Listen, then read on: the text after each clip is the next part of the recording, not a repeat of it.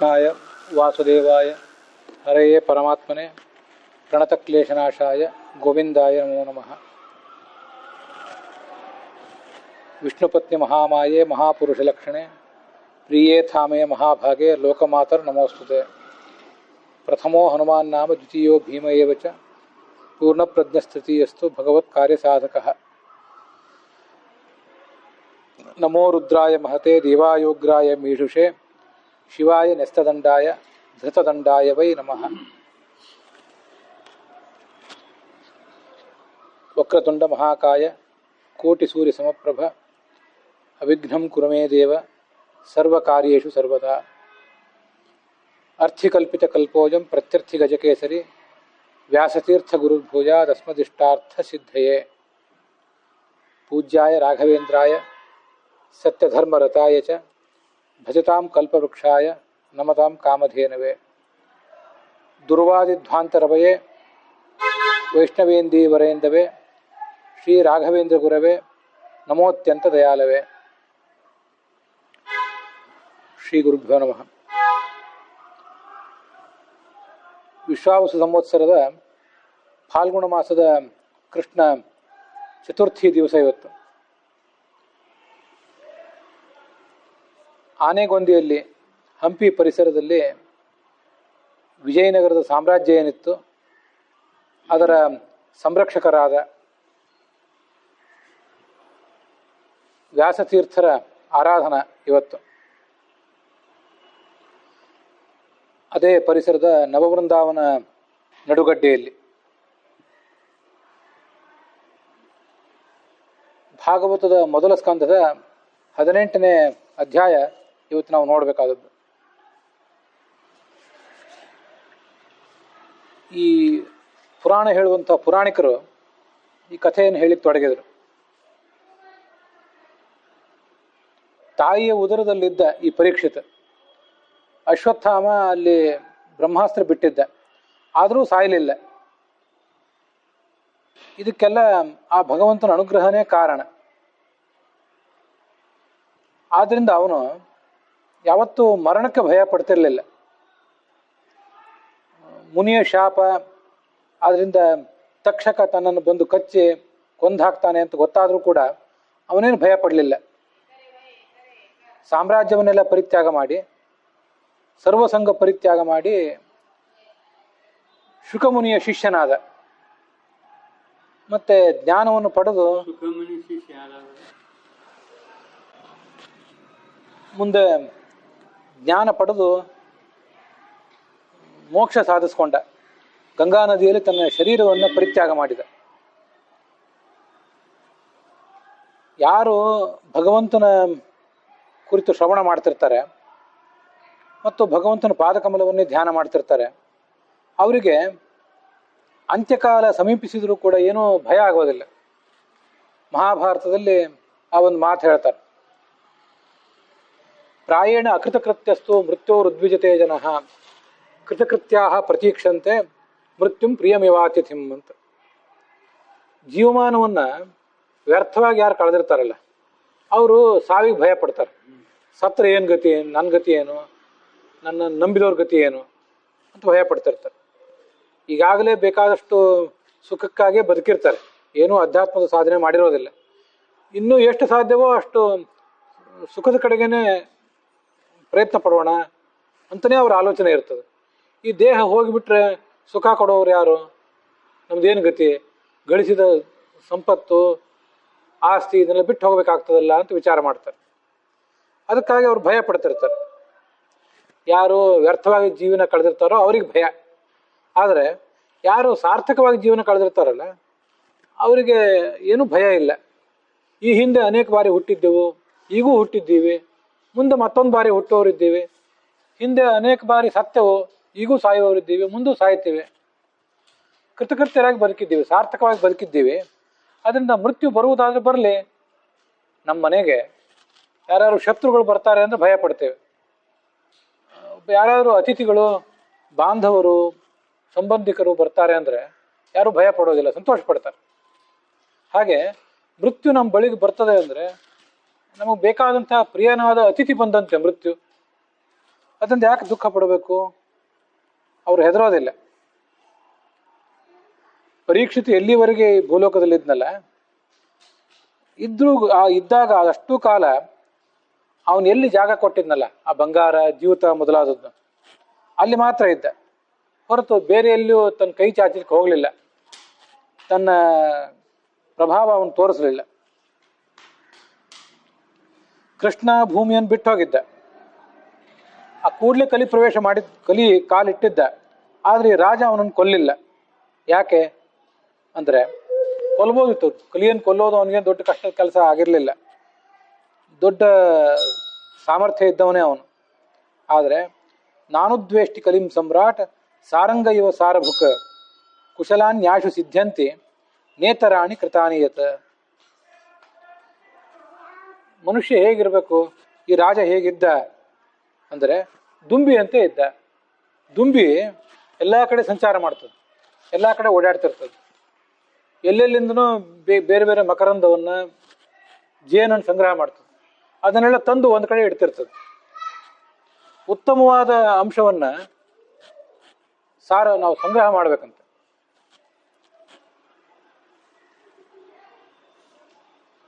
ಮಧುಕರ ವೃತ್ತಿ ಅವಲಂಬಿಸ್ಕೊಂಡಿರ್ಬೇಕು ಸಾಧಕ ಅಂತ ಹೇಳ್ತಿರ್ತಾರೆ ಶಾಸ್ತ್ರದಲ್ಲಿ. ಜೇನು ಹುಳದಂತೆ ಇರಬೇಕು, ದುಂಬಿ ಅಂತ ಇರಬೇಕು. ಕೆಟ್ಟದ್ದನ್ನು ಬಿಡಬೇಕು, ಉತ್ತಮವಾದನ್ನು ಸ್ವೀಕಾರ ಮಾಡಬೇಕು. ಈ ರಾಜನೂ ಕೂಡ ಹಾಗೇ ಇದ್ದ. ಅದರಿಂದ ಅವನೇನು ಮಾಡಿದ? ಈ ಕಲಿ ಬಹಳ ಕೆಟ್ಟದ್ದು, ಹೌದು. ಈ ಕಲಿಕಾಲಕ್ಕೆ ಕಾರಣನಾದಂತಹ ಕಲಿ ಏನು ದೈತ್ಯ ಇದ್ದಾನಲ್ಲ, ಅವನಲ್ಲಿ ಮತ್ತು ವಿಶೇಷವಾಗಿ ಅವನ ಆಳ್ವಿಕೆ ಒಳಪಟ್ಟಂತಹ ಈ ಕಾಲದಲ್ಲಿ ಒಂದು ಉತ್ತಮವಾದ ಗುಣ ಇದೆ. ಅದೇನು ಗುಣ ಅಂದರೆ ಪುಣ್ಯ ಕಾರ್ಯಕ್ಕೆ ಬಹಳ ಬೇಗ ಫಲ, ಮತ್ತೆ ಸ್ವಲ್ಪವೇ ಪುಣ್ಯ ಕಾರ್ಯ ಮಾಡಿದರೂ ಬಹಳ ಬೇಗ ಫಲ ಕೊಡ್ತದೆ. ಹಾಗೆ ಪಾಪ ಕಾರ್ಯ ಮಾಡಿದ ಕೂಡಲೇ ಫಲ ಕೊಡೋದಿಲ್ಲ, ಅದು ನಿಧಾನವಾಗಿ ಅಲ್ಪ ಫಲ ಕೊಡ್ತದೆ. ಪುಣ್ಯ ಕಾರ್ಯ ಬಹಳ ಬೇಗನೆ ಬಹಳ ಫಲ ಕೊಡ್ತದೆ. ನಾವು ಮಾಡಿರುವ ಪುಣ್ಯ ₹1 ಪುಣ್ಯ ಆದರೆ ಅದಕ್ಕೆ ₹2 ಫಲ ಮತ್ತು ಬೇಗ. ಪಾಪ ಕಾರ್ಯ ನಾವು 2 ಮಾಡಿದರೆ ಅದ್ರದ್ದು ಒಂದೇ ಫಲ, ಅರ್ಧನೇ ಫಲ. ಮತ್ತು ಆದರೂ ಅದು ಅಲ್ಪ ಫಲ ಬೇರೆ, ಹಾಗೆ ನಿಧಾನ ಬೇರೆ. ಈ ಕಲಿಯುಗದಲ್ಲಿ ಇದೊಂದು ಬಹಳ ಮಹತ್ವದ ಸಂಗತಿ, ಕಲಿಯ ನಿಯಮ. ನಾವು ಅನೇಕ ಬಾರಿ ಅನ್ಕೋತಿರ್ತೇವೆ, ನಮ್ಮ ಸುತ್ತಮುತ್ತಲು ಅನೇಕ ಜನ ದುಷ್ಟರಿದ್ದಾರೆ, ಇವರ ದುಷ್ಟರೆಲ್ಲ ಯಾಕೆ ಸಾಯ್ತಿಲ್ಲ, ಸಜ್ಜನರೇ ಸಾಯ್ತಾರಲ್ಲ ಅಂತೆಲ್ಲ ಆಲೋಚನೆ ಮಾಡ್ತಿರ್ತೇವೆ. ದುಷ್ಟರು ಸಾಯ್ತಿಲ್ಲ ಯಾಕೆ? ಮತ್ತು ಆ ದುರ್ಜನರು ದುಷ್ಟ ಕೆಲಸ ಮಾಡಿದ ಕೂಡಲೇ ಅವರಿಗೆ ದುಷ್ಫಲ ಸಿಗಬೇಕಲ್ಲ, ಯಾಕೆ ಸಿಗ್ತಿಲ್ಲ ಅಂದರೆ ಅದು ಕಲಿಕಾಲದ ಲಕ್ಷಣ. ಅದು ಯಾವತ್ತೂ ಪಾಪ ಕಾರ್ಯ ಮಾಡಿದ ಕೂಡಲೇ ಏನಾದ್ರು ಫಲ ಸಿಕ್ಕರೆ ಮನುಷ್ಯನಿಗೆ ಬುದ್ಧಿ ಬಂದ್ಬಿಡ್ತದೆ. ಅಷ್ಟು ಸುಲಭವಾಗಿ ಬುದ್ಧಿ ಬರೋದಿಲ್ಲ, ಬರಬಾರ್ದು ಅಂತ ದೈವದ ಸಂಕಲ್ಪ. ಮದ್ಯಪಾನ ಮಾಡಿದ ಕೂಡಲೇ ರಸ್ತಾಕ್ಕೆ ಹೋಗಿ ಬೀಳುವುದಿದ್ರೆ, ಅಥವಾ ಮದ್ಯಪಾನ ಮಾಡಿದ ಕೂಡಲೇ ಸತ್ತೇ ಹೋಗೋದಾಗಿದ್ರೆ ಯಾರೂ ಮಾಡ್ತಿರ್ಲಿಲ್ಲ. ಅದು ಜನರಿಗೆ ಗೊತ್ತು, ಮದ್ಯಪಾನ ಮಾಡಿದ್ರೆ ಏನು ಸಾಯೋದಿಲ್ಲ ಅಂತೇಳಿ. ತಾವು ಹಾಗೆ ಆಲೋಚನೆ ಮಾಡ್ತಿರ್ತಾರೆ, ಉಳಿದವ್ರಿಗೂ ಅದನ್ನೇ ಹೇಳ್ತಾರೆ, ನಾವೇನು ಸತ್ತಿದ್ದೇವೇನು ಬನ್ರಿ ಅಂತೇಳಿ. ಒಂದಲ್ಲ ಒಂದು ದಿವಸ ಸಾಯೋದಿದ್ದೇ ಇದೆ ಅಂತ ಒಬ್ರಿಗೊಬ್ರು ಬೋಧನೆ ಮಾಡ್ತಾರೆ, ಪ್ರೋತ್ಸಾಹ ಕೊಡ್ತಾರೆ. ಮದ್ಯಪಾನ ಆಗಲಿ, ವ್ಯಭಿಚಾರ ಆಗಲಿ, ಭ್ರಷ್ಟಾಚಾರ ಆಗಲಿ, ನಾಸ್ತಿಕ ಸ್ವಭಾವ ಆಗಲಿ, ಅದಕ್ಕೆಲ್ಲದಕ್ಕೂ ಕೂಡ ಬಹಳ ನಿಧಾನವಾಗಿ ಫಲ, ಸ್ಲೋ ಪಾಯ್ಸನ್, ಅದು ನಿಧಾನ ವಿಷಯ ಇದ್ದಂತೆ. ಒಮ್ಮೆಲೆ ಫಲ ಕೊಡೋದಿಲ್ಲ. ಒಮ್ಮೆಲೆ ಫಲ ಕೊಡೋದಿಲ್ಲ ಅನ್ನೋದೇ ಇದು ಕಾಲದ ಸ್ವಭಾವ, ದೈವದ ನಿಯಮ. ಅದು ಮನುಷ್ಯನಿಗೆ ಬೇಗ ಬುದ್ಧಿ ಬರಬಾರ್ದು, ಬರಬೇಕು, ಆದರೆ ಬೇಗ ಬರಬಾರ್ದು. ಮತ್ತು ಇದ್ದವ್ರಿಗೆಲ್ಲರಿಗೂ ಬೇಗ ಬೇಗ ಅದು ದುಷ್ಫಲ ಸಿಕ್ಬಿಡೋದಾಗಿದ್ದರೆ, ಎಲ್ಲರಿಗೂ ಸದ್ಬುದ್ಧಿ ಬರೋದಾಗಿದ್ದರೆ ಮತ್ತು ಜಗತ್ತು ಹೀಗೆ ಹಾಕಿರ್ತಿತ್ತು. ಹಾಗಿರೋದಿಲ್ಲ. ಅದು ಬುದ್ಧಿಯನ್ನು ಬಹಳ ಕಷ್ಟಪಟ್ಟೇ ಕಲಿಬೇಕು, ಕಷ್ಟಪಟ್ಟೇ ಮುಂದೆ ಹೋಗಬೇಕು ಅನ್ನುವುದೇ ದೈವದ ನಿಯಮ. ಆದ್ದರಿಂದ ಸ್ವಲ್ಪ ಪುಣ್ಯ ಕಾರ್ಯ ಮಾಡಿದ್ರೂ ಬಹಳ ಬೇಗ ಫಲ ಕೊಡ್ತದೆ. ಇದು ಕಲಿಯ ಒಂದು ಮಹತ್ವ. ಮತ್ತು ಈ ಕಲಿ ಯಾರ ಮೇಲೆ ತನ್ನ ಪರಾಕ್ರಮ ತೋರಿಸ್ತಾನೆ ಅಂದರೆ, ಬುದ್ಧಿವಂತರಾದವರು, ಧೈರ್ಯವಂತರು, ಧಾರ್ಮಿಕರು, ಅವ್ರ ಮೇಲೆ ಇವನ ಆಟ ಏನು ನಡೆಯೋದಿಲ್ಲ.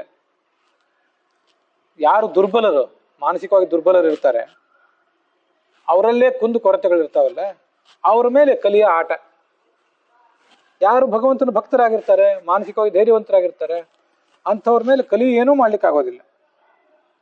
ಅಪ್ರಮತ್ತ ಪ್ರಮತ್ತೇಶು, ನಮ್ಮ ಮೇಲೆ ಕಲಿ ಕಾಲಿಟ್ಟಿದ್ದಾನೆ, ನಮ್ಮ ಮನೆಯೊಳಗೆ ಕಲಿ ಕಾಲಿಟ್ಟಿದ್ದಾನೆ, ನಮ್ಮ ದೇಶದೊಳಗೆ ಕಲಿ ಕಾಲಿಟ್ಟಿದ್ದಾನೆ ಅಂತ ಅದ್ರ ಅರ್ಥ ಏನಂದ್ರೆ ನಾವು ಎಚ್ಚರ ತಪ್ಪಿದ್ದೀವಿ, ಧರ್ಮಾಚರಣೆ ನಾವು ಮಾಡ್ತಿಲ್ಲ, ನಾವು ಅದಕ್ಕೆ ಅವಕಾಶ ಕೊಟ್ಟಿದ್ದೀವಿ. ಭಾಗವತದಲ್ಲಿ ಇಷ್ಟೆಲ್ಲ ಕಥಾ ಇದೆ. ಭಾಗವತ ಏನು ಅಪ್ರಸಿದ್ಧವಾದ ಗ್ರಂಥ ಅಲ್ಲ, ಇಷ್ಟೆಲ್ಲ ಗೊತ್ತು. ಸಂಪತ್ತಿನಲ್ಲಿ ಕಲಿ ಇದ್ದಾನೆ ಅಂತ ಗೊತ್ತು, ವ್ಯಭಿಚಾರದಲ್ಲಿ ಕಲಿ ಇದ್ದಾನೆ ಅಂತ ಗೊತ್ತು, ಮದ್ಯಪಾನದಲ್ಲಿ ಕಲಿ ಇದ್ದಾನೆ ಅಂತ ಗೊತ್ತು, ಜೂಜಿನಲ್ಲಿ ಕಲಿ ಇದ್ದಾನೆ ಅಂತ ಗೊತ್ತು. ಆದರೆ ಜನ ಅದನ್ನು ಯಾಕೆ ಬಿಟ್ಟಿಲ್ಲ? ಇದಕ್ಕೇನು ಉತ್ತರ ಹೇಳೋದು?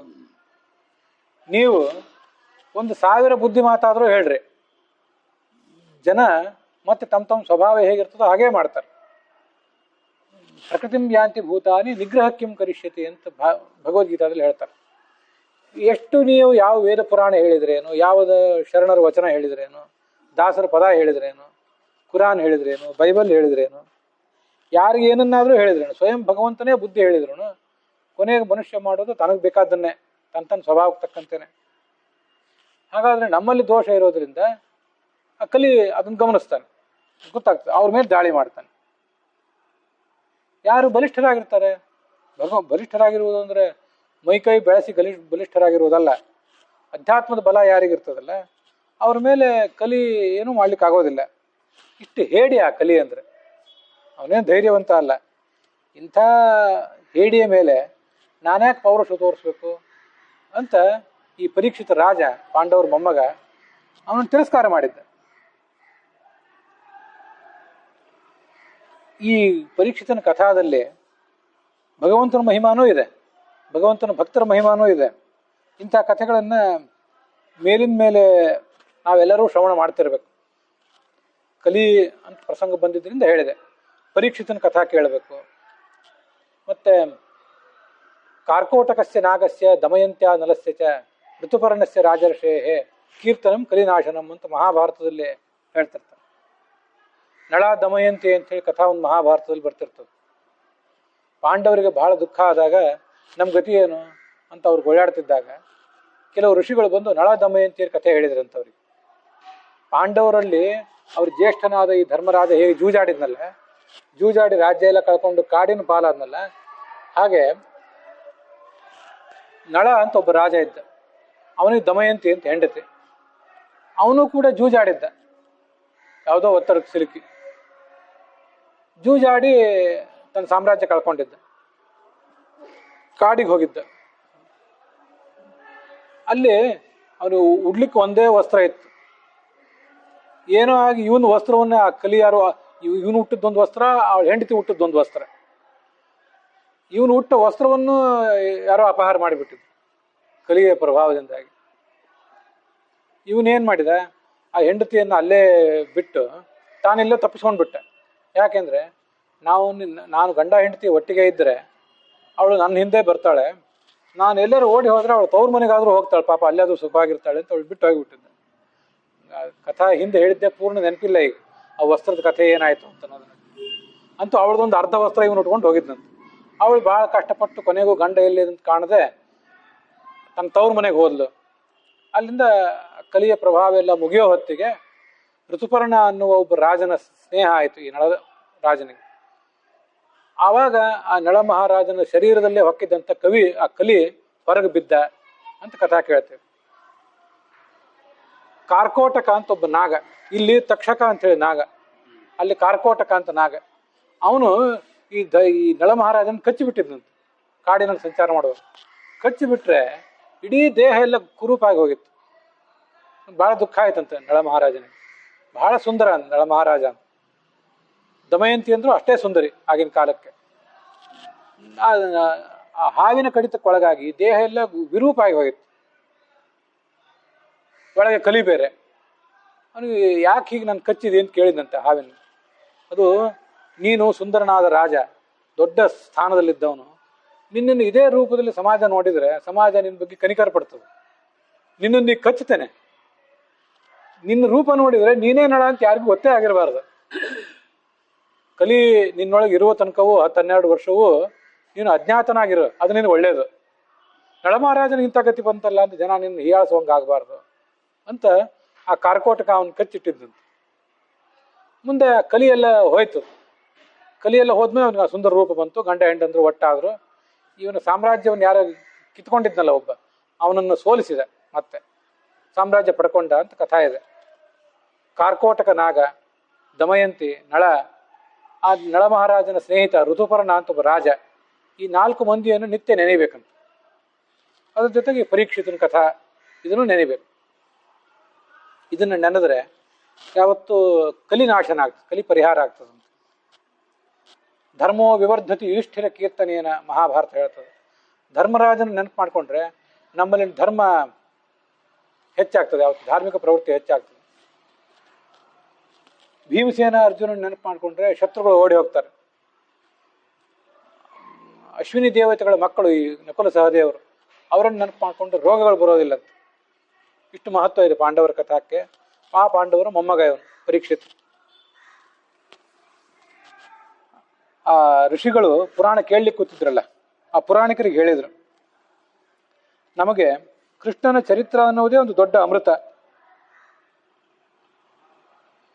ಅಂಥ ಅಮೃತದಂತಿರುವ ಕಥಾವನ್ನ ನೀನು ನಮಗೆ ಉಣಿಸ್ತಾ ಇದ್ದೀಯಲ್ಲ, ಪ್ರವಚನ ಮಾಡ್ತಿದ್ದೀಯಲ್ಲ, ನೀನು ಚಿರಕಾಲ ಬಾಳು, ನಿನ್ನಂಥವ್ನು ಬೇಗ ಸತ್ತು ಹೋದ್ರೆ ಮತ್ತೆ ಕಥೆ ಹೇಳೋರು ಯಾರು, ದೀರ್ಘಕಾಲ ಬಾಳು ಅಂತ ಅವನಿಗೆ ಆಶೀರ್ವಾದ ಮಾಡಿದ್ರು ಇವರೆಲ್ಲ. ಅದನ್ನು ಭಾಳ ಹಿಂದೆ ಹೇಳಿದ್ದೆ. ಪುರಾಣ ಹೇಳುವ ಅವನು ಮೇಲಿನ ಸ್ಥಾನದಲ್ಲಿ ಕೂತಿದ್ದ, ಇವರೆಲ್ಲ ಕೆಳಗಿನ ಸ್ಥಾನದಲ್ಲಿ ಕೂತಿದ್ರು. ಜಾತಿ ದೃಷ್ಟಿಯಿಂದ ಇವರೆಲ್ಲ ಬ್ರಾಹ್ಮಣರು, ಅವನು ರಥ ಹೊಡೆಯೋ ಜಾತಿ, ಅವನು ಸೂತರು, ಭೋವಿಗಳು ಅಂತ ಏನಿರ್ತಲ್ಲ ಆ ಜಾತಿ ಅವನು. ಆದರೆ ಅವನ ಜ್ಞಾನ ನೋಡಿ ಅವನ ಮೇಲೆ ಕೂಡಿಸಿದ್ರು. ಆಗಿನ ಕಾಲಕ್ಕೆ ಹಂಗಿತ್ತು. ಸುಮ್ಮನೆ ಜಾತಿ ಅಂಧಾನುಕರಣೆ ಮಾಡಿ, ಜಾತಿವಾದ ಮಾಡಿ, ಒಬ್ರಿಗೊಬ್ರು ಶೋಷಣೆ ಮಾಡಿ ಇದನ್ನೆಲ್ಲ ಮಾಡ್ತಿರ್ಲಿಲ್ಲ. ಯಾರಿಗೆ ಜ್ಞಾನ ಇರ್ತದೋ ಅವರಿಗೆ ಪ್ರಾಶಸ್ತ್ಯ ಕೊಡ್ತಿದ್ರು. ಅದಕ್ಕೊಂದು ಕಥಾ ಅದು. ಅದಕ್ಕೆ ಅವನಿಗೆ ಸೂತ ಪುರಾಣಿಕ ಅಂತಲೇ ಕರೀತಾರೆ. ಅವ್ರ ಅಪ್ಪನೂ ಸೂತನೇ, ಮಗನೂ ಸೂತನೇ. ಈ ಕಥೆ ಹೇಳ್ತಿರುವವನು ಮಗ. ಸೂತ ಅಂದರೆ ರಥ ಹೊಡೆಯುವವನು ಅಂತ ಅರ್ಥ. ಪುರಾಣಿಕ ಅಂತ ಅವನಿಗೆ ಒಂದು ಸರ್ನೇಮೇ ಕೊಟ್ಟುಬಿಟ್ಟಿದ್ರು. ಪುರಾಣವನ್ನು ಯಾರು ಹೇಳ್ತಾರಲ್ಲ ಅವರೇ ಪುರಾಣಿಕ. ಅವರೇ ಮುಂದೆ ಪುರಾಣಿಕರು ಅನೇಕ ಸರ್ನೇಮ್ಗಳನ್ನ ಇಟ್ಕೊಂಡು ಇವತ್ತು ಇದ್ದಾರೆ. ಪುರಾಣಿಕ ಮಠ ಅಂತ ಸರ್ನೇಮ್ ಇಟ್ಕೊಂಡವರು ಇರ್ತಿರ್ತಾರೆ. ಅದಕ್ಕೆಲ್ಲ ಅರ್ಥ ಇದೆ, ಪುರಾಣ ಹೇಳೋರೆ. ಆಯಿತು, ನಾವು ಒಂದು ದೊಡ್ಡ ಯಜ್ಞ ಈಗ ಶುರು ಮಾಡಿದ್ದೀವಿ. ನಮಗಾದರೂ ಬೇರೆ ಏನು ಅವಕಾಶ ಇದೆ? ಈಗ ಏನೂ ಬೇಕಾಗಿಲ್ಲ. ನಮಗೆ ಬೇಕಾಗಿರುವುದು ಭಗವಂತನ ಕಥಾ ಅಷ್ಟೇ. ಹೋಮ ಮಾಡಿ ಮಾಡಿ ನಮ್ಮೆಲ್ಲ ದೇಹ ಶುದ್ಧ ಆಗಿದೆ, ಮನಸ್ಸು ಶುದ್ಧ ಆಗಿದೆ. ಈ ನಡುವೆ ನೀವು ಬೇರೆ ಇಲ್ಲಿದ್ದೀರಿ.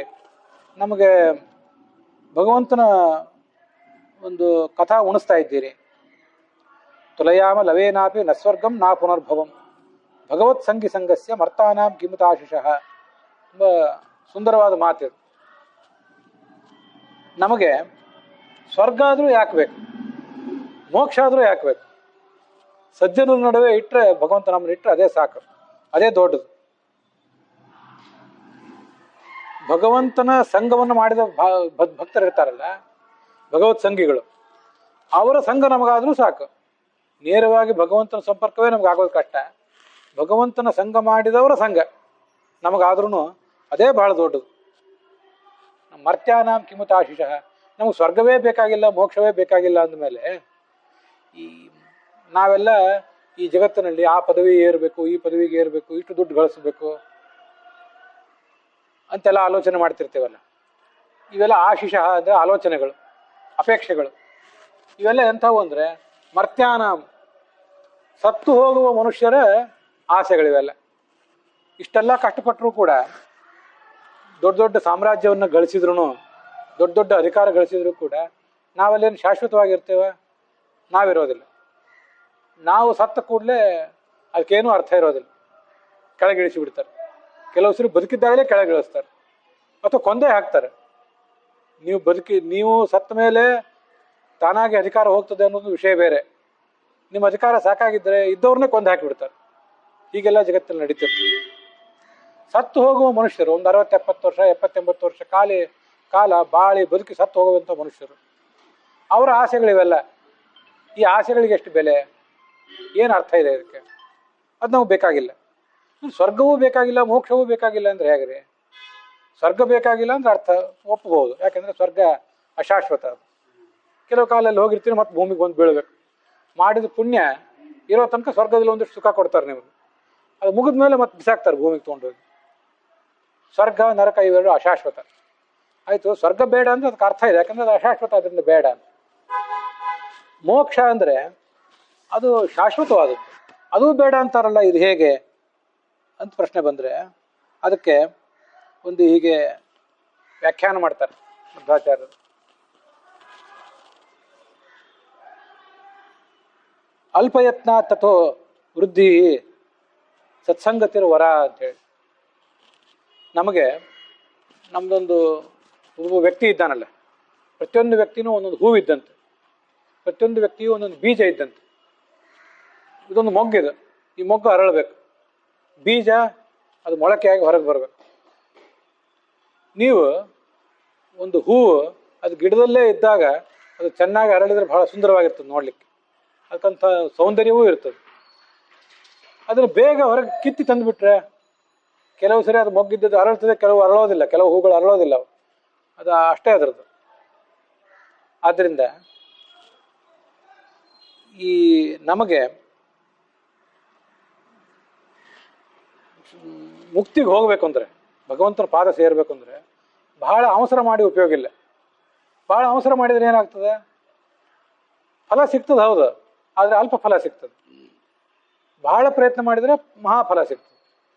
ನಮಗೆ ಈ ಜಗತ್ತಿನಲ್ಲಿ ಗೊತ್ತು, ಒಂದು ಸಾದಾ ಪ್ಯೂನಿನ ಕೆಲಸ ಮಾಡಬೇಕು ಅಂದರೆ ಭಾಳ ಏನು ಓದಬೇಕಾಗಿಲ್ಲ, ಒಂದು ಸ್ವಲ್ಪ ಓದಿದರೆ ಸಾಕು. ಆದರೆ ಪ್ಯೂನ್ ಆದರೆ ಅದರಿಂದ ಬರೋ ಸಂಬಳ ಎಷ್ಟು, ಸವಲತ್ತು ಎಷ್ಟು, ನಾಳೆ ಬರುವ ಪಿಂಚಣಿ ಎಷ್ಟು, ಅಷ್ಟೇ ಇರ್ತದೆ. ಇನ್ನೂ ದೊಡ್ಡ ಹುದ್ದೆಗೆ ಹೋಗಬೇಕು ಅಂತಂದರೆ ಹೆಚ್ಚು ಓದಬೇಕು, ಹೆಚ್ಚು ಓದಿದರೆ ಹೆಚ್ಚು ಸಂಬಳ, ನಾಳೆ ಹೆಚ್ಚು ಸವಲತ್ತು. ಯಾವತ್ತು ಸಣ್ಣ ಫಲ ಸಣ್ಣ ಪ್ರಯತ್ನ, ದೊಡ್ಡ ಫಲ ದೊಡ್ಡ ಪ್ರಯತ್ನ. ನಾವೀ ಜಗತ್ತಿನಲ್ಲಿದ್ದಾಗ ಜಗತ್ತಿನ ಜಂಜಡದಿಂದ ತಪ್ಪಿಸ್ಕೋಬೇಕು, ಸಂಸಾರದ ದುಃಖದಿಂದ ತಪ್ಪಿಸ್ಕೋಬೇಕು ಅಂತ ಆಲೋಚನೆ ಮಾಡಿ ಯಾಕೆ ಅಷ್ಟು ಕಷ್ಟಪಡಬೇಕು, ಬಹಳ ಅವಸರ ಮಾಡಬಾರ್ದು. ನಮಗೆ ಸಜ್ಜನರ ನಡುವೆ ಇದ್ದು, ಸಜ್ಜನರ ನಡುವೆ ಇರುವಂತ ನಾವು ಭಗವಂತನನ್ನ ಇಡುವಂತ ಕೇಳ್ಕೋಬೇಕು. ರಂಗನಿನ್ನ ಕೊಂಡಾಡುವ ಮಂಗಳಾತ್ಮನ ಸಂಘ ಸುಖ ಕೊಟ್ಟು ಕಾಯೋ ಕರುಣಾಸಾಗರ ಅಂತ ದಾಸರು ಹಾಡಿರುವುದು ಅದಕ್ಕಾಗಿ. ಯಾರು ನಿನ್ನನ್ನು ಧ್ಯಾನ ಮಾಡ್ತಿರ್ತಾರಲ್ಲ ಅಂಥವರ ನಡುವೆ ನನ್ನನ್ನು ಇಡು. ನೀನು ಕರುಣಾಸಾಗರ, ಮಹಾ ಕರುಣಾಶಾಲಿ ನೀನು. ಆದ್ದರಿಂದ ಸಜ್ಜನರ ನಡುವೆ ನನ್ನನ್ನು ಇಟ್ಟರೆ ಆವಾಗ ನನ್ನ ಈ ಯೋಗ್ಯತಾ, ನನ್ನ ವ್ಯಕ್ತಿತ್ವ ಅನ್ನುವ ಮೊಗ್ಗು ಸರಿಯಾಗಿ ಅರಳಲಿಕ್ಕೆ ಅನುಕೂಲ ಆಗ್ತದೆ. ನಮಗೆ ಸಜ್ಜನರ ಸಂಗತಿ ಸಿಗದೆ ಹೋದರೆ, ದುರ್ಜನರ ನಡುವೆ ಸಿಕ್ಕಿಬಿಟ್ರೆ ಎಷ್ಟು ಅರಳಬೇಕಾಗಿತ್ತು ಅಷ್ಟು ಅರಳೋದಿಲ್ಲ. ನಮ್ಮ ವ್ಯಕ್ತಿತ್ವ ಅಲ್ಲೇ ಮುದುಡಿ ಹೋಗಿಬಿಡ್ತದೆ. ದುರ್ಜನರ ಸಂಘ ಬೇಡ ನಮಗೆ, ಸಜ್ಜನರ ಸಂಗತಿನೇ ಬೇಕು. ಅದಕ್ಕಾಗಿ ಭಗವಂತನನ್ನು ನಾವು ಕೇಳುವುದೇನು, ಸಜ್ಜನರ ನಡುವೆ ಇಡು ಅಂತ ಕೇಳಬೇಕು. ಸಜ್ಜನರ ನಡುವೆ ಇದ್ದಾಗ ನಮಗೆ ನಮ್ಮ ವ್ಯಕ್ತಿತ್ವ ಅಂತನ್ನುವುದು ಅರಳಲಿಕ್ಕೆ ಅನುಕೂಲ ಆಗ್ತದೆ. ಅದಕ್ಕಾಗಿ ಮುಕ್ತಿಗೆ ಹೋಗಿಬಿಡ್ತೀನಿ ಅಂತ ಭಾಳ ಅವಸರ ಪಡಬಾರದು. ಮುಕ್ತಿ ಎಂದಾರು ಒಂದು ದಿವಸ ಹಾಗೇ ಆಗ್ತದೆ. ಸಜ್ಜನರ ನಡುವೆ ಇಡೋ ಅಂತ ಕೇಳಬೇಕು. ಸಜ್ಜನರ ನಡುವೆ ಇಡು ಅಂತ ಕೇಳಿದರೆ ಆವಾಗ ಭಗವಂತ ಸಜ್ಜನರ ನಡುವೆ ನಮ್ಮನ್ನು ಇಟ್ಟರೆ ಆವಾಗ ನಮ್ಮ ಈ ವ್ಯಕ್ತಿತ್ವ ಅನ್ನೋದು ಸಮ್ಯಕ್ ಸ್ವರೂಪಸ್ಯ ಅಭಿವ್ಯಕ್ತಿ ಇದು ಚೆನ್ನಾಗಿ ಅರಳ್ತದೆ. ಸರಿಯಾಗಿ ನಮ್ಮ ಸ್ವರೂಪ ಅರಳದೆ ಹೋದರೆ, ನಮ್ಮ ವ್ಯಕ್ತಿತ್ವ ಅರಳದೆ ಹೋದರೆ ಬೇಗ ಮೋಕ್ಷಕ್ಕೆ ಹೋಗ್ತೀವಿ ಅಂದರೆ ಬೇಗ ಹೋಗ್ತೀವಿ ಹೌದು, ಅದರಿಂದ ಮಹಾಫಲ ಸಿಗೋದಿಲ್ಲ. ಸಣ್ಣ ಫಲಕ್ಕೆ ಯಾಕೆ ಸಂತೋಷ ಪಡ್ತೀರಿ, ಯಾಕೆ ತೃಪ್ತಿ ಪಡ್ತೀರಿ? ಭಗವಂತನ ಭಕ್ತರ ನಡುವೆ ಇರ್ರಿ, ಅವ್ರ ಜೊತೆ ಮತ್ತಷ್ಟು ಒಡನಾಟ ಮಾಡ್ರಿ, ಅದ್ರ ಮುಂದೆ ಮಹಾಫಲ ಏನು ಸಿಗ್ತದಲ್ಲ ಮೋಕ್ಷ. ಮೋಕ್ಷದಲ್ಲಿಯೂ ಸಣ್ಣ ಫಲ ದೊಡ್ಡ ಫಲ ಅಂತದೆ. ಸಣ್ಣ ಫಲ ಬೇಡ, ಮಹಾಫಲ. ಹಾಗಾದ್ರೆ ಮೋಕ್ಷ ಬೇಡ ಅಂದ್ರೆ ಏನು? ಸಣ್ಣ ಮೋಕ್ಷ ಬೇಡ, ನನಗೆ ಈ ನೌಕರಿ ಬೇಡ ಅಂತ ಒಬ್ಬ ಅಂದ್ರೆ ಅವನಿಗೆ ನೌಕರಿನೇ ಬೇಡ ಅಂತಲ್ಲ. ಆರಂಭದ ಹಂತದಲ್ಲಿ ಸಿಕ್ಕರೆ ನೌಕರಿ ಬೇಡ, ಇನ್ನೂ ಒಂದು ಉನ್ನತ ಮಟ್ಟದ ನೌಕರಿ ಬೇಕು. ಈಗಿನ್ನೂ ಶಿಕ್ಷಣ ಒಂದು ಸ್ವಲ್ಪ ಏನೋ ಮುಗಿಸಿದ್ದ, ಅವನ ಅದೃಷ್ಟವಶಾತ್ ಯಾವುದೋ ಒಂದು ನೌಕರಿನೂ ಅವನಿಗೆ ಸಿಕ್ಕಿತು. ಆವಾಗ ಅವನೇನು ಮಾಡ್ತಾನೆ, ಅಂಥವ್ರು ನಾನು ನೋಡಿದ್ದೇನೆ, ನೀವು ನೋಡಿರ್ತಾರೆ, ಈ ನೌಕರಿ ಬೇಡ ಅಂತ ಬಿಟ್ಟು ಬಿಡ್ತಾನೆ. ಅದು ನೋಡಿ ಅವ್ರಿಗೆ ಏನ್ರಿ ಸರ್ಕಾರಿ ನೌಕರಿ ಬಂದಿದೆ ರಿಜೆಕ್ಟ್ ಮಾಡಿದ್ದೀರಲ್ಲ ಅಂತ ಅನ್ನಿಸ್ತದೆ. ಅವನ ಉದ್ದೇಶ ಆಗಿರೋದಿಲ್ಲ. ಇನ್ನೂ ಹೆಚ್ಚಿನದನ್ನು ಓದಬೇಕು, ಹೆಚ್ಚಿನದನ್ನು ಓದಿ ಹೆಚ್ಚಿನ ನೌಕರಿ ಹಿಡಿಬೇಕು, ಅದರಿಂದ ಹೆಚ್ಚಿನ ಸವಲತ್ತು ಅಂತ ಅವನಿಗೆ ಆಲೋಚನೆ ಇರ್ತದೆ. ಅದನ್ನು ಮೋಕ್ಷ ಬೇಡ ಅಂತಂದರೆ ಸಣ್ಣ ಮೋಕ್ಷ ಬೇಡ, ದೊಡ್ಡ ಮೋಕ್ಷ ಇರಲಿ ಅಂತ ಒಂದು ತಾತ್ಪರ್ಯ. ಸಮ್ಯಕ್ ಸ್ವರೂಪಸ್ಯ ಅವ್ಯಕ್ತಿ ಅಭಾವೋ ಜನನಸ್ಯ ಚ ಅಲ್ಪಯತ್ತ ತಥೋ ವೃದ್ಧಿ ಹೇತೋ ಸತ್ಸಂಗತಿರ್ವರ. ಸಜ್ಜನರ ಸಂಘಕ್ಕೆ ಇಷ್ಟು ಫಲ ಇದೆ, ಅವ್ರ ನಡುವೆ ಇದ್ದರೆ ಒಂದು ಮಹಾಫಲನೇ ಸಿಗ್ತದೆ. ಅದಕ್ಕಾಗಿ ಅವ್ರು ಹೇಳಿದರು, ಆ ಋಷಿಮುನಿಗಳು, ನೀವು ನಮಗೆ ಸಜ್ಜನರು, ನೀವು ಸಿಕ್ಕಿದ್ದೀರಿ, ನಾವು ಅದನ್ನು ಶ್ರವಣ ಮಾಡ್ತೇವೆ. ಎಷ್ಟು ಭಗವಂತನ ಬಗ್ಗೆ ಹೇಳಿದ್ರು ನಮಗೇನಾದ್ರು ತೃಪ್ತಿ ಆಗ್ತದ? ನಿಮಗೇನಾದರೂ ಹೇಳಿ ತೃಪ್ತಿ ಆಗ್ತದ? ಏನೂ ಇಲ್ಲ. ಅವನ ಗುಣಗಳ ಬಗ್ಗೆ ಆಲೋಚನೆ ಮಾಡಿ ಮಾಡಿ ನಮ್ದು ಏನಾದ್ರು ಮುಗಿಯೋದು ಅಂತಿದೆಯಾ? ಏನೂ ಇಲ್ಲ.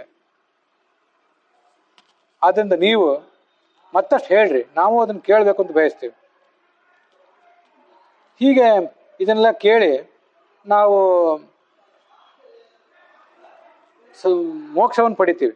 ಈ ಪರೀಕ್ಷಿತ ರಾಜನೂ ಕೂಡ ಮೋಕ್ಷವನ್ನು ಪಡೆದ್ನಲ್ಲ, ಹೀಗೆ ಭಾಗವತವನ್ನು ಕೇಳಿಯೇ ಮೋಕ್ಷವನ್ನು ಪಡೆದ.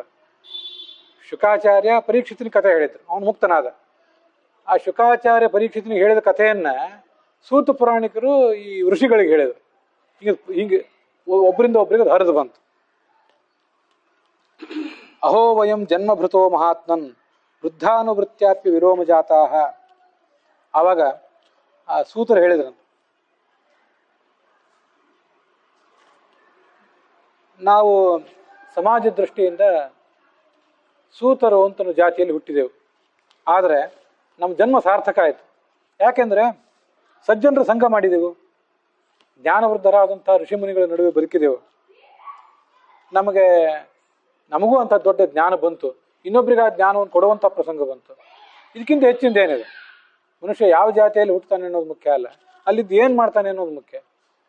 ಇವರು ಸಾವಿರಾರು ಜನ ಋಷಿಮುನಿಗಳನ್ನ ಕೂಡಿಸಿಕೊಂಡು ತಾವು ಉನ್ನತಾಸನದಲ್ಲಿ ಕೂತು ಪ್ರವಚನ ಮಾಡಿದ್ರಲ್ಲ, ಅದಕ್ಕಿಂತ ದೊಡ್ಡದೇನು?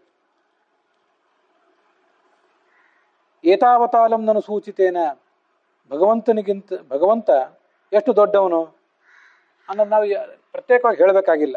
ಅದು ಹೇಗೆ ಅಂದರೆ, ಮುಂದೆ ಭಾಗವತದಲ್ಲಿ ಸಮುದ್ರ ಮಥನ ಅಂತ ಒಂದು ಕಥಾ ಬರೋದಿದೆ. ಸಮುದ್ರವನ್ನು ಎಲ್ಲರೂ ಮಥನ ಮಾಡ್ತಾರೆ, ದೇವತೆಗಳು ದೈತ್ಯರು ಎಲ್ಲರೂ ಸೇರಿ. ಆವಾಗ ಅಲ್ಲಿ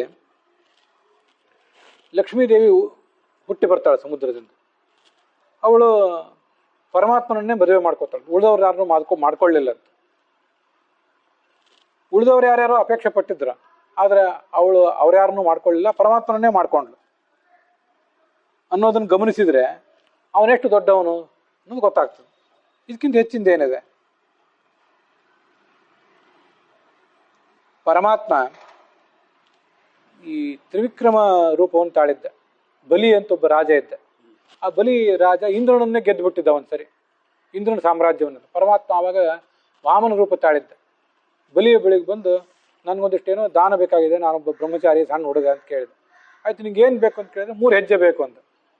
3 ಹೆಜ್ಜೆ ಏನು ಕೇಳ್ತೀನಿ, ನಾನು ದೊಡ್ಡ ರಾಜ, ಏನಾದ್ರು ಒಂದು ಭೂಮಿ, ದೊಡ್ಡ 1 ಎಕರೆಗಟ್ಟಲೆ ಭೂಮಿ ಏನಾದ್ರು ಕೇಳು ಅಂತಂದ. ನನಗೆ ಅದೆಲ್ಲ ಬೇಕಾಗಿಲ್ಲ, 3 ಹೆಜ್ಜೆ ಸಾಕು ಅಂತ ಇವನಂದ. ಆಯಿತು, ಕೊಡ್ತೇನೆ ಅಂತ ಅವನಂದ.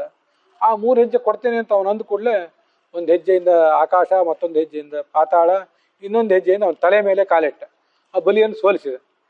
ಇಂದ್ರನ ಸಾಮ್ರಾಜ್ಯಕ್ಕೆ ಈಗ ನೀನು ಆಸೆ ಪಡಬೇಡ, ಈಗ ಈ ಇಂದ್ರ ಇದ್ದಾನಲ್ಲ, ಮುಂದಿನ ಒಂದು ಕಾಲದಲ್ಲಿ ನೀನೇ ಇಂದ್ರನ ಆಗೋನಿದ್ದೆ, ನಿನಗೆ ಸಿಗ್ತದೆ, ಈಗ ಅದಕ್ಕೆ ಆಸೆ ಪಡಬೇಡ ಅಂತ ಹೇಳಿ ಅವನಿಗೆ ಸಮಾಧಾನ ಹೇಳಿದ. ಆವಾಗ ಅವನೇನು ವಾಮನ ಇದ್ನಲ್ಲ, ವಾಮನ ಅಂದ್ರೆ ಸಣ್ಣವನು, ಕುಳ್ಳ ಅಂತ ಅರ್ಥ. ಅವನೇ ಮುಂದೆ ಬೆಳೆದು ತ್ರಿವಿಕ್ರಮನಾದ. ಆ ತ್ರಿವಿಕ್ರಮನ ಪಾದವನ್ನು ತೊಳೆದ ಚತುರ್ಮುಖ. ತೊಳೆದಾಗ ಅದೇ ಗಂಗಾ ಅಂತ ಹರಿದು ಬಂತು ನೀರು. ಅದು ಸಮಸ್ತ ಪ್ರಪಂಚವನ್ನು ಕೂಡ ಅಥಾಪಿ ಯತ್ ಪಾದನಖಾವಸೃಷ್ಟಂ ಜಗದ್ವಿರಿಂಚೋಪ ಹೃತಾರ್ಹಣಾಂಬ ಶೇಷಂ ಪುರತ್ಯಂತ್ಯತಮೋ ಮುಕುಂದಾತ್. ರುದ್ರಾದಿ ಸಮಸ್ತ ಪ್ರಪಂಚವನ್ನು ಕೂಡ ಅದು ಪವಿತ್ರ ಮಾಡಿತು. ಮತ್ತೆ ಇಷ್ಟು ಮಹಿಮಾ ಇದೆ ಆ ಭಗವಂತನಿಗೆ. ಭಗವಂತನಲ್ಲಿ ಆಸಕ್ತಿ ಒಂದು ವೇಳೆ ಬೆಳೀತು ಅಂದ್ರೆ ಸಾಕು, ನಮಗೆಲ್ಲ ದುರಾಸೆ, ಮೋಹ ಇವೆಲ್ಲ ತಾನೇ ಹೋಗ್ತವೆ. ನೋಡ್ರಿ, ಹುಟ್ಟಿದಾರಭ್ಯ ನಮಗೆ ಮೋಹ ಇರೋದು ಯಾವುದ್ರ ಬಗ್ಗೆ? ದೇಹದ ಬಗ್ಗೆ. ನಾನು ಇದನ್ನು ಅನೇಕ ಸರಿ ಆಲೋಚನೆ ಮಾಡಿದ್ದೇನೆ. ನಮಗೆ ನಿಮಗೆ ತಂದೆ ತಾಯಂದರು ಒಂದು 30-40 ವರ್ಷ, 40-50 ವರ್ಷ ಇರ್ತಾರೆ. ನಾವು ಸಾಯೋ ತನಕ ನಮ್ಮ ತಂದೆ ತಾಯಿ ಇರೋಲ್ಲ. ನಮ್ಗಿಂತ ಸಹಜವಾಗಿ ಅವ್ರು ದೊಡ್ಡವರಾದ್ರಿಂದ ಅವ್ರು ಬೇಗ ಹೋಗ್ತಾರೆ. ನಮ್ಮ ಹೆಂಡತಿ ನಾವು ಬೆಳೆದು ದೊಡ್ಡವರಾದ್ಮೇಲೆ ಬಂದವಳು. ನಾವು ಹುಟ್ಟುವಾಗ ಏನು ಹೆಂಡತಿನ ಕಟ್ಕೊಂಡು ಹುಟ್ಟಿರ್ಲಿಲ್ಲ. 20-30 ವರ್ಷ ಆದಮೇಲೆ ಹೆಂಡತಿ ಬಂದಳು. ಒಂದ ಹೆಂಡತಿ ಮೊದಲು ಸಾಯಬೇಕು, ಒಂದ ಗಂಡ ಮೊದಲು ಸಾಯಬೇಕು. ಅಂತೂ ಹೆಂಡತಿನೂ ಕೂಡ ನಿಮ್ಮ ಇಡೀ ಆಯುರ್ಮಾನ ಇರೋದಿಲ್ಲ. ನಿಮ್ಮ ತಂದೆ ತಾಯಿ ಇಡೀ ಆಯುರ್ಮಾನ ಇರ್ತಾರ? ಇಲ್ಲ. ಮಕ್ಕಳು ಇಡೀ ಆಯುರ್ಮಾನ ಇರ್ತಾರ? ಹೆಂಡತಿ ಬಂದ ಮೇಲೆ ಮಕ್ಕಳು. ಅಂತೂ ಇಡೀ 70-80 ವರ್ಷ ಇಡೀ ನಮ್ಮ ಜೊತೆಗಿರೋರು ಯಾರು? ನಾವೊಬ್ಬರೇ. ನಮ್ಮ ದೇಹ ಒಂದೇ. ಈಗ ನಾವೆಲ್ಲ 40, 50, 60, 70 ರಂಚಿನಲ್ಲಿ ಇದ್ದೀವಿ. ನಾವೆಲ್ಲ ಸ್ವಲ್ಪ ಆಲೋಚನೆ ಮಾಡಿಕೊಂಡ್ರೆ ಇನ್ನೂ ಕೆಲವು ಕಾಲ 70, 80, 90 ವರ್ಷ ಬದುಕ್ತೀವಿ ಅಂದರೆ ಹುಟ್ಟಿದಾರಭ್ಯ ಸಾಯುವವರೆಗೆ ನಮ್ಮ ಜೊತೆ ಇದ್ದವ್ರು ಯಾರಾದ್ರೂ ಈ ದೇಹ. ಅದ್ರ ಬಗ್ಗೆ ಅಷ್ಟೊಂದು ಅಭಿಮಾನ ನಮಗೆ.